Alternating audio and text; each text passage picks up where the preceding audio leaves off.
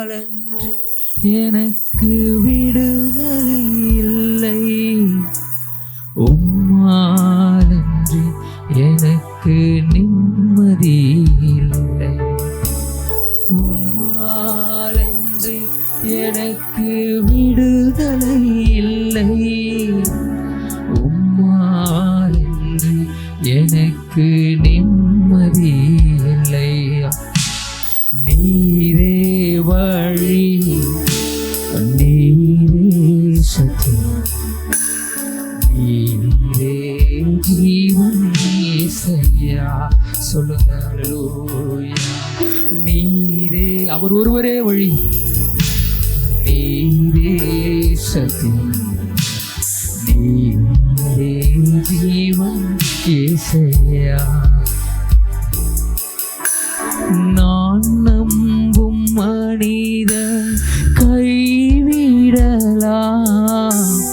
ஆனாலும் ஒரு போதும் கைவிட மாட்டீர். சொல்லுங்க ஆண்டவரை பார்த்து.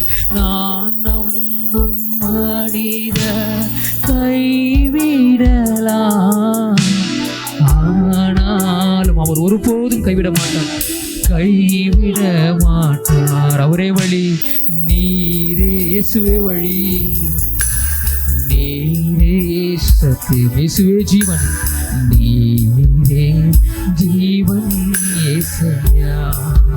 உலகத்தின் ஆழத்திலிருந்து சொல்லுங்க ஆண்டவரே, நீரே வழி, அவன் நீரே சத்தியம், நீர் ஒருவரே வழி, நீரே ஜீவன் இயேசையா. உம்மாலன்றி எனக்கு விடுதலை இல்லை, உம்மாலன்றி எனக்கு நிம்மதி இல்லை, உம்மாலன்றி எனக்கு நிம்மதி இல்லை, உம்மாலன்றி எனக்கு நிம்மதி இல்லை.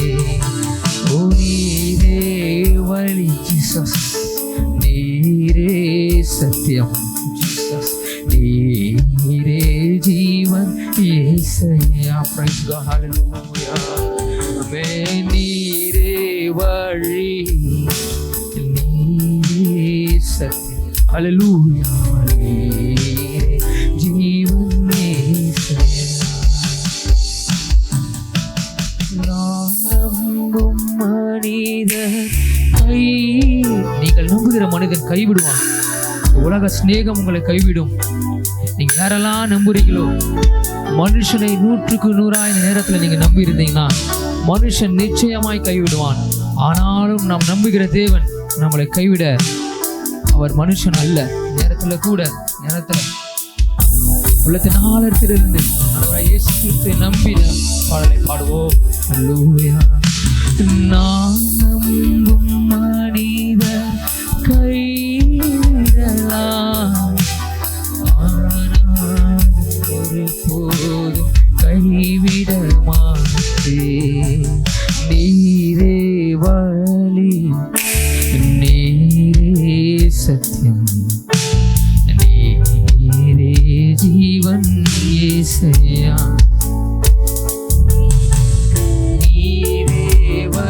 எனக்கு நீரே வழி ஆண்டவரே, நீரே, நீர் மாத்திரமே, நீரே ஜீவன் இயேசையா. எனக்காக சிலுவை நீர் மரித்தாய், எனக்காக திருரத்தம் நீர் சிந்தி. ஒரு விஷயம் நினைத்து பாருங்கள், எனக்காக சிலுவையில் ஆண்டவரே, நீர் எனக்காக சிலுவையில் மரித்தீரப்பா. ஆமென்.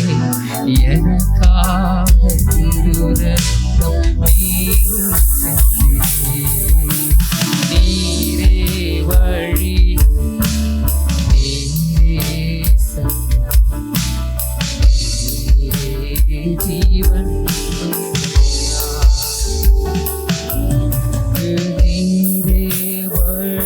என்னாலும் நடத்துகிற தேவன் நீரே, எனது துணையாளராய் இருக்கிறவர் நீரே ஜீவன் இயேசையா. யாக்கோபின் தேவன் என் தேவன், எனக்கென்றும் துணை அவரே, என்னாலும் நடத்துவாரே. அல்லேலூயா சொல்லுவோமா? யாக்கோபின் தேவன், praise God, தேவன் ஜீசஸ், எனக்கென்றும் துணை அவரே, எனக்கென்றும் துணை அவரே, என்னாலும் நடத்துவாரே. ஏதும் இல்லை என்ற கவலை இல்லை, துணையாளர் என்னை விட்டு விலகவில்லை.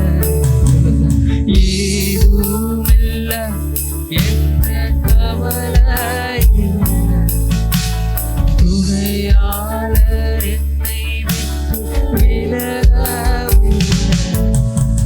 சொன்னதை செய்யும் தகப்பன், சொன்னதை செய்யும் தகப்பன்,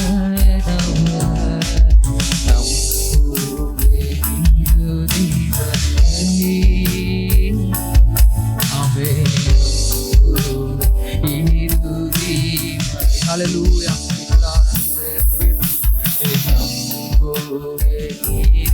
மனுஷனை நம்பலாமா? நீர் ஒருவரே உம்மை மாத்திரம் நம்புகிறேன்.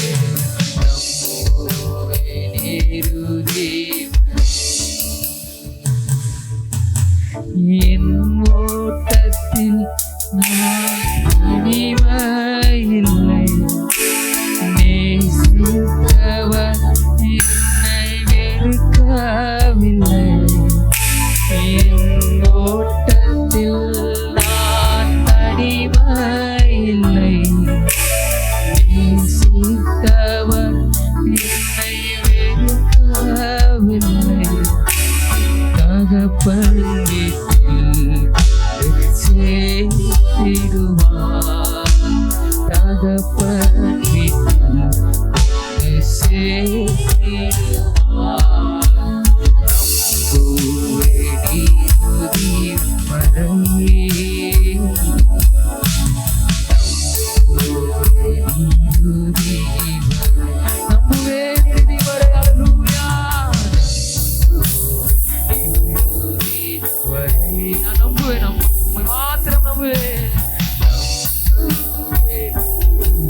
யாக்கோபின் தேவன், அல்லேலூயா. யாக்கோபின் தேவன் என் தேவன், எனக்கென்றும் துணை, எனக்கென்றும் துணை அவரே. அல்லேலூயா. என்னாலும் நடத்துவாரே. அல்லேலூயா.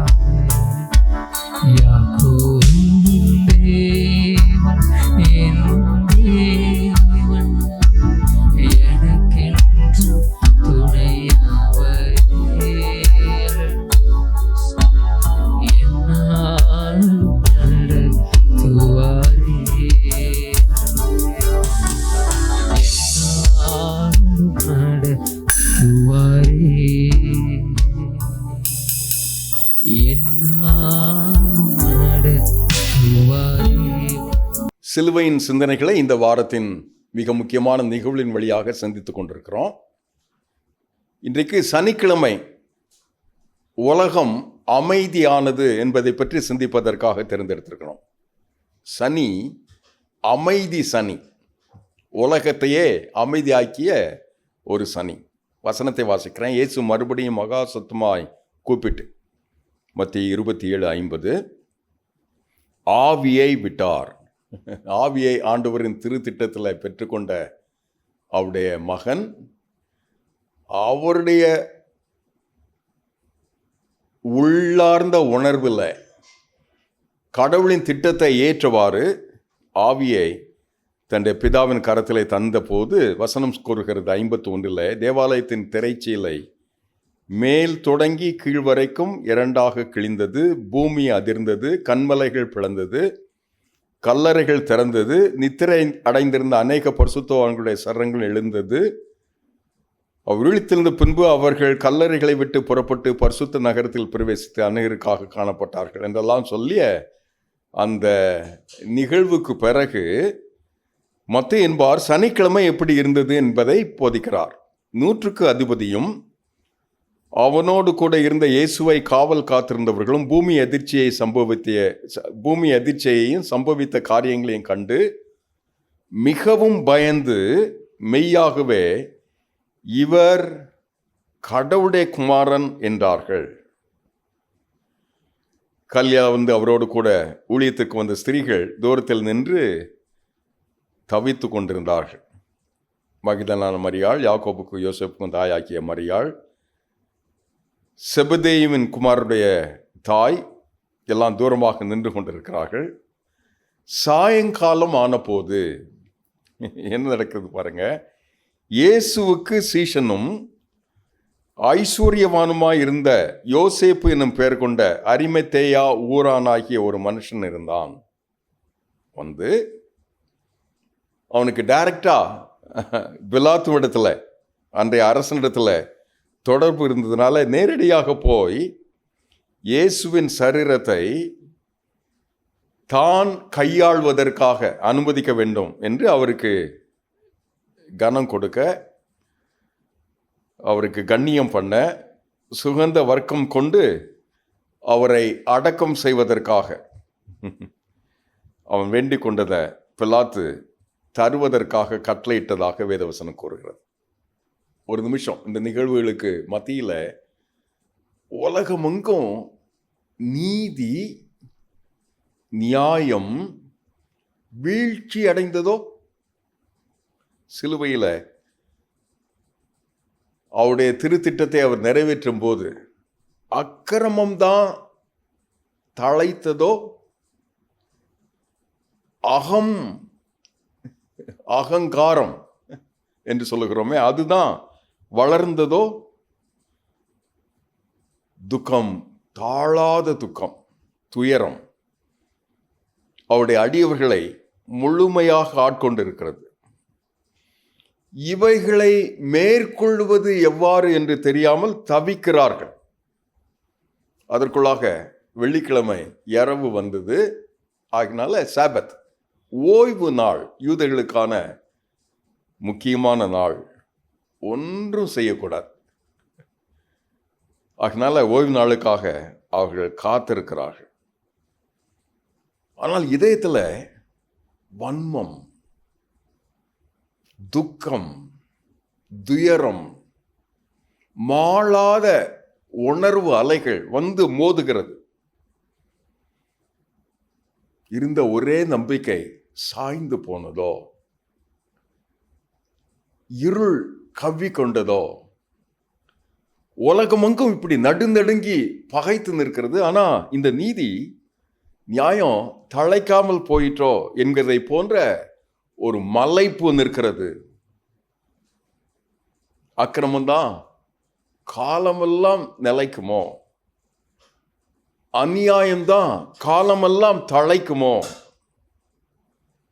நம்பிக்கையோடு எதிர்நோக்கு கொண்டு வாழ்ந்து கொண்டிருந்த தேவராஜ்யத்தின் பிரஜைகள் செத்து போயிற்றோ? நம்பிக்கை இல்லாமல் போயிற்றோ? அக்கிரமத்தின் விளைவுதான் இதை செய்துவிட்டது என்றால் இப்படித்தானோ எல்லாருக்கும், நமக்கும் என்றெல்லாம் கொதித்தெளிந்து கொண்டிருக்கும் போது அமைதியாய், அமெரிக்கையாய் கடவுளின் திட்டத்தை இந்த பூமியில நிறைவேற்றுவதற்காய் கடவுள் வைத்திருந்த அவருடைய சீடராகிய ஒருவர், 100க்கு அதிபதி, பிதாவிடத்தில் போய் இயேசுவின் சரீரத்தை அரிமத்தேயு ஊரானாகிய யோசேப்பு என்று அவரை பெயர் கொடுக்கிறாங்க. வந்து பெற்றுக்கொண்ட போது யோசேப்பு அந்த சரீரத்தை எடுத்து துய்ததான மெல்லிய துப்பட்டியிலே சுற்றி தான் கண்மலையில் இதற்காக வெட்டியிருந்த தன்னுடைய புதிய கல்லறையில, ஆண்டவரின் அருள் திட்டத்தில் இல்லை, அவருக்கென்று ஒன்றுமே கிடையாது.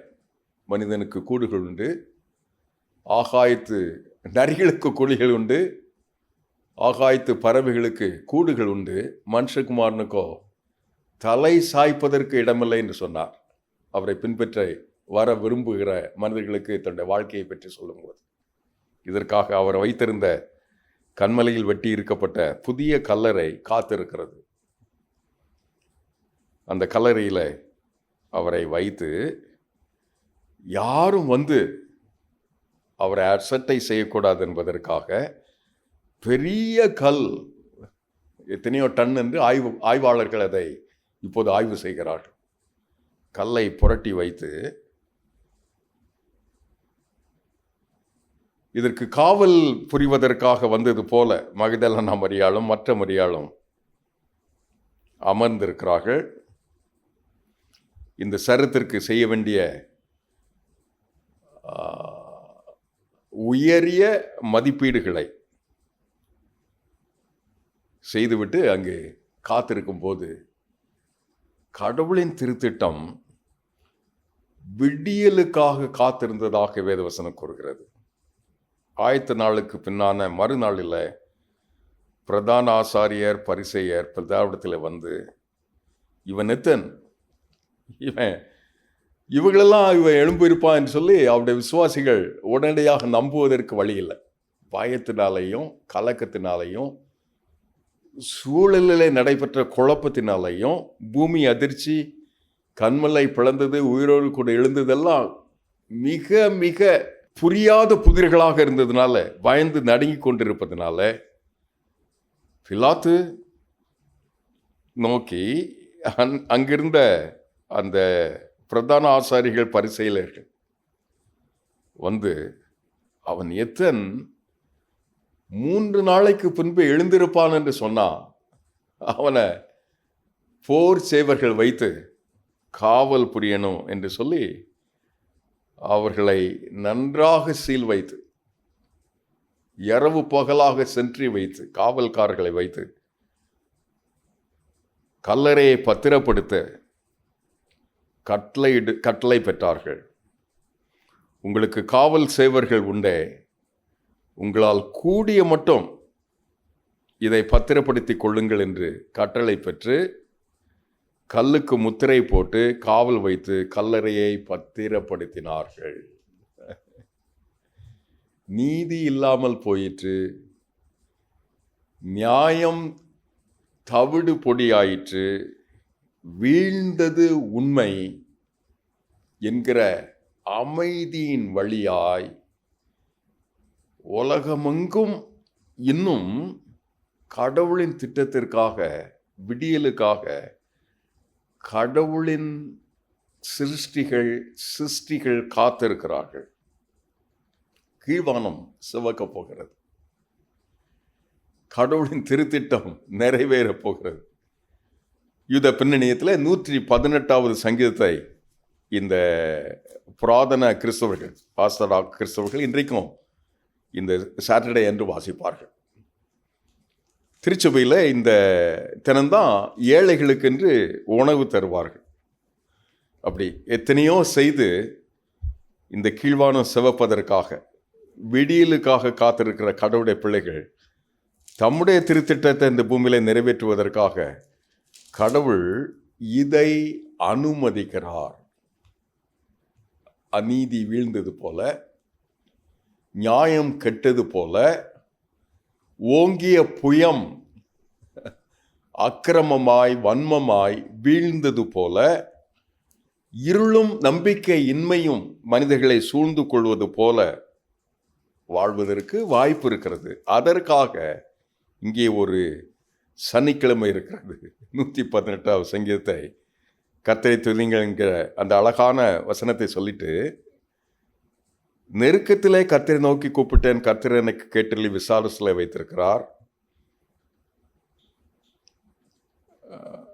எல்லா ஜாதியாரும் என்னை வளைந்து கொள்கிறார்கள், கர்த்தருடைய நாமத்தினால் அவர்களை சங்கரிப்பேன். என்னை சுற்றிலும் வளைந்து கொள்கிறார்கள், கர்த்தருடைய நாமத்தினால் அவர்களை சங்கரிப்பேன்.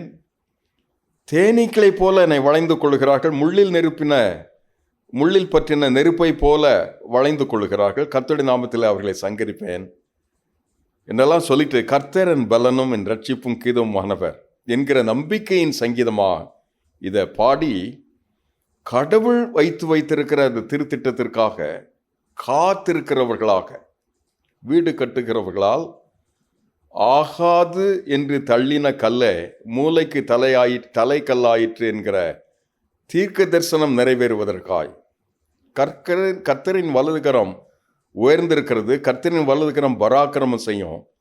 நான் சாவாமல் பிழைத்திருப்பேன், கர்த்தருடைய செய்கைகளை விவரிப்பேன் என்று அதற்காக காத்திருந்து 26வது வசனம் சொல்லி பாருங்க. கர்த்தருடைய நாமத்தினாலே வருகிறவர் சோத்திரிக்கப்பட்டவர். கர்த்தருடைய ஆலயத்திலிருந்து உங்களை ஆசீர்வதிக்கிறோம். கர்த்தர் நம்மை பிரகாசிக்கிற தேவனாயிருக்கிறார். பண்டிகை பலியை கொண்டு போய் பலிபடத்தின் கொம்புகளிலே கயிறால் கட்டுங்கள். நீரின் தேவன் நான் உம்மை துதிப்பேன், நீரின் தேவன் உம்மை உயர்த்துவேன்.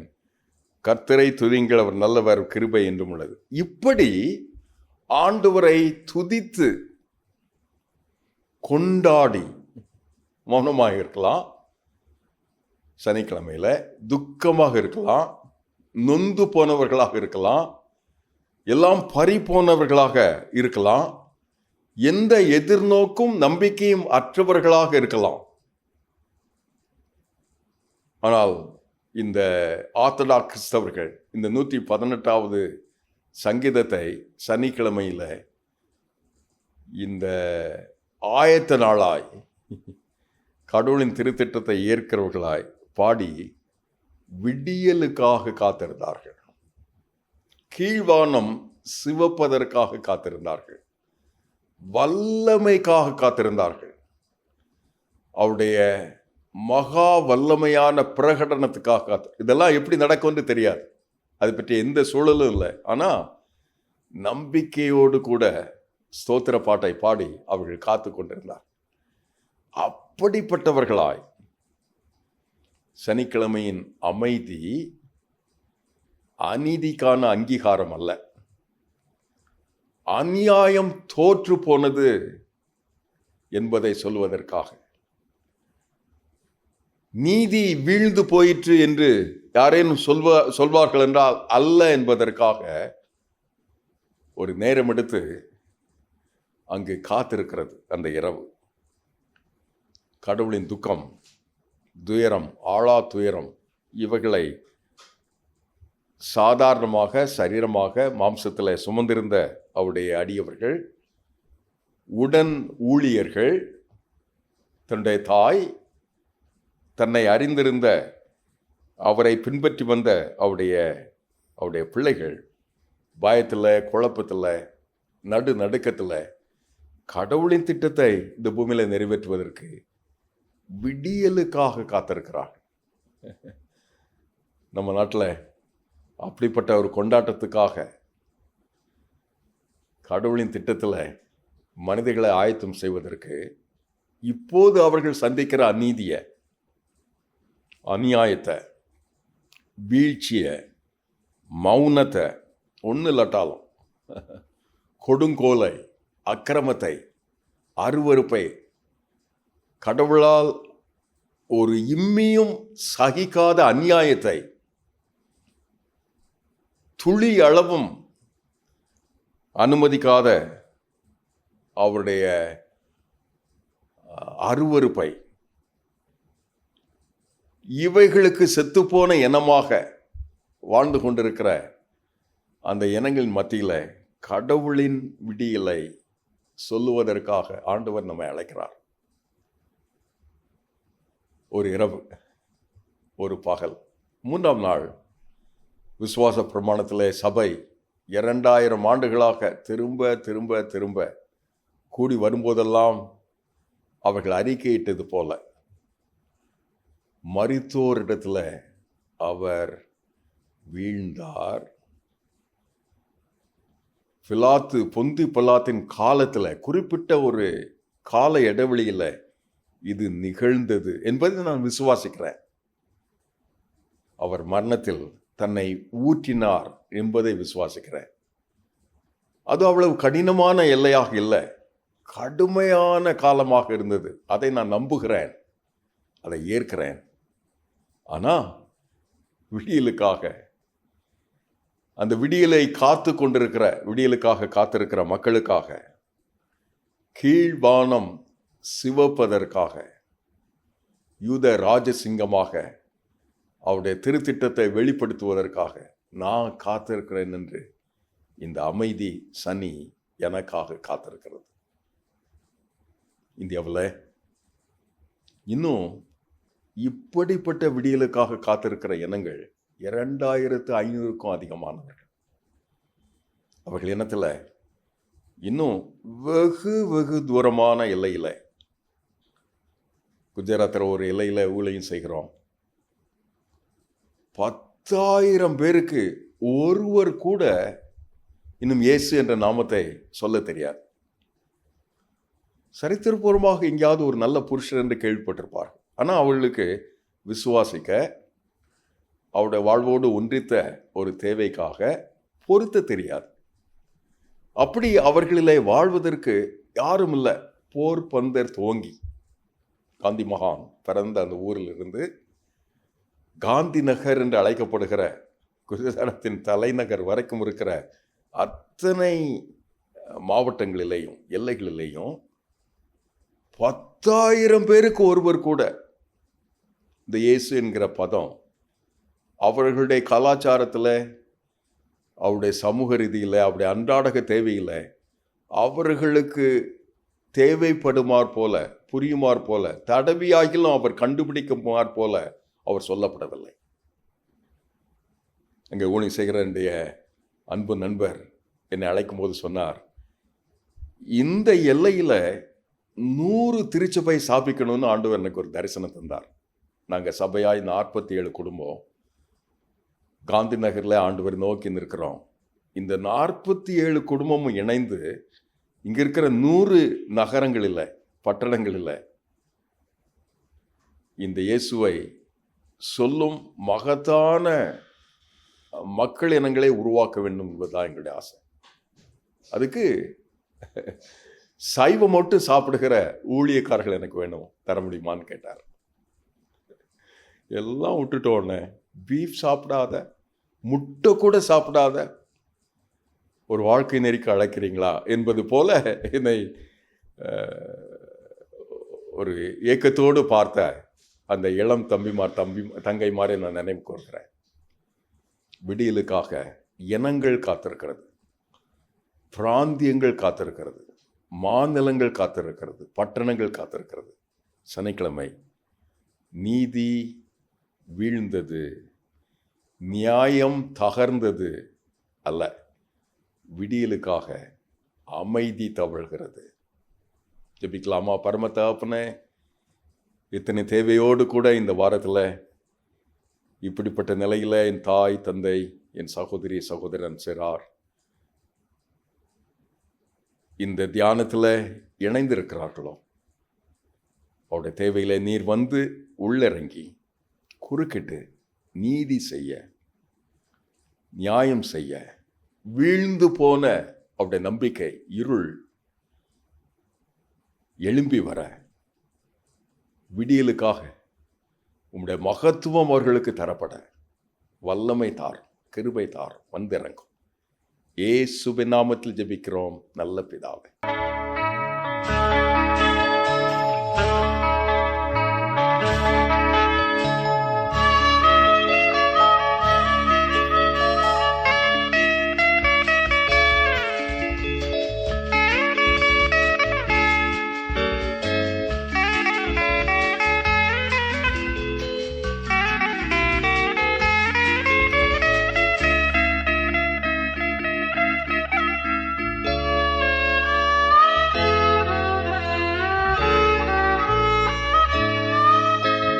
காலம் வேகமாய் ஓடுதே, கருத்தில்லாமல் வாழ்ந்தே, கண்ணும் கருத்துமாய் வாழ்ந்திட உதவி செய்யும் தேவா, எனக்கு உணர்வு தாரும் தேவா. உதவி செய்யும் தேவா, எனக்கு உணர்வு தாரும் தேவா. காலம் வேகமாய் ஓடுதே.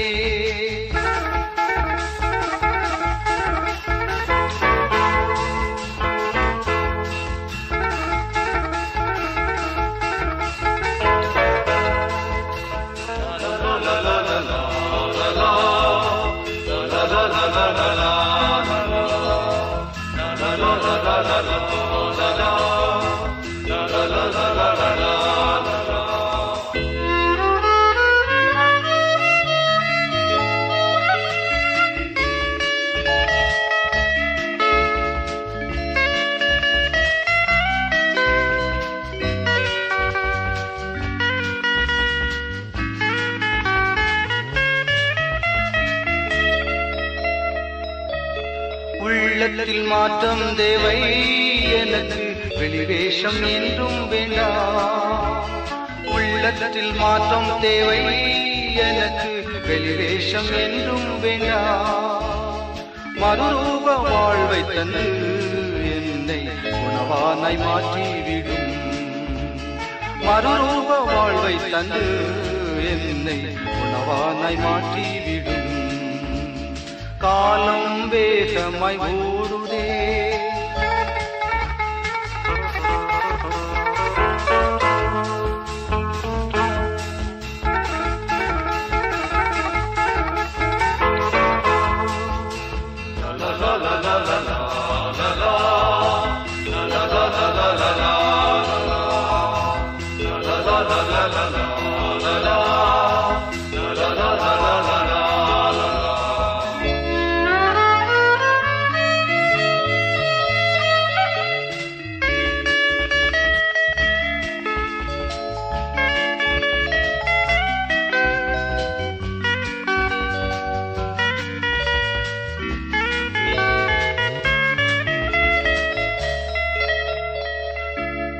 கல்வாரி காட்சி கண்டேன், அந்த காயங்கள் என்னால் என்றே. கல்வாரி காட்சி கண்டேன், அந்த காயங்கள் என்னால் என்றே. அன்பின் ஆழம் கண்டு அந்த அன்புக்கு அடிமை என்றே. அன்பின் ஆழம் கண்டு அந்த அன்புக்கு அடிமை என்றே. காலம் வேகமாய் ஓடுதே.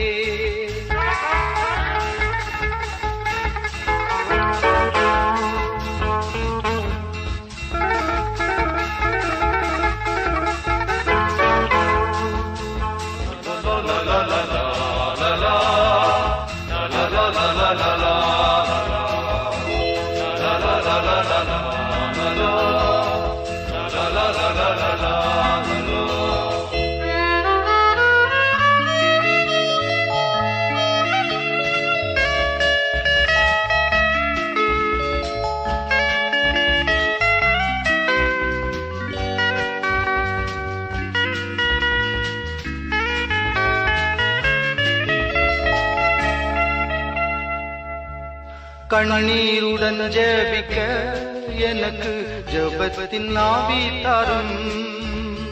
கண்ணீருடன் ஜெபிக்க எனக்கு ஜெபத்தின் ஆவி தரும். கிருபையின் காலம் இப்போதும் இயேசுவே அருள் கூர்ந்து எம்மை எழுப்பும். கிருபையின் காலம் இப்போதும் இயேசுவே அருள் கூர்ந்து எம்மை எழுப்பும். காலம் வேகமாய் ஓடுதே. கருத்தில்லாமல் வாழ்கின்றே. கண்ணும் கருத்துமாய் வாழ்ந்திட உதவி செய்யும் தேவா. எனக்கு உணர்வு தாரும் தேவா. உதவி செய்யும் தேவா. எனக்கு உணர்வு தாரும் தேவா. காலம் வேகமாய் ஓடு